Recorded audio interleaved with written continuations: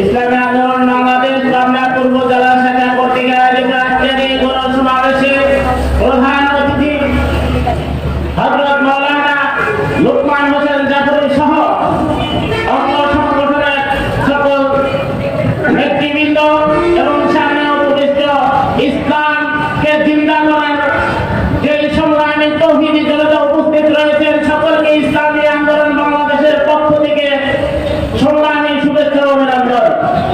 আপনারা ইতিহাস জানেন, ৭১-এর পর থেকে নিয়ে ৩৪ সালে এসে যেই গণ আন্দোলনের মাধ্যমে গণ শক্তিতে পরিণত হওয়ার মাধ্যমে ছাত্রদের বৈষম্য বিরোধী আন্দোলনের মাধ্যমে যেই স্বৈরাচার সরকারকে পতনের মাধ্যমে এদেশের জনগণ শ্বাস নিঃশ্বাস ফেলেছে, বলেন ঠিক কিনা?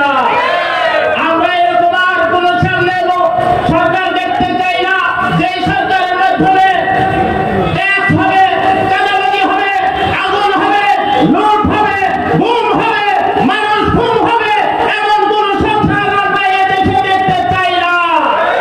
আমরা 12 জুন বরিশালে রক্ত দিয়েছি, আমরা পিলখানায় রক্ত দিয়েছি, আমরা শাপলা রক্ত দিয়েছি, আমরা 24 সালে সারা দেশে রক্ত দিয়েছি।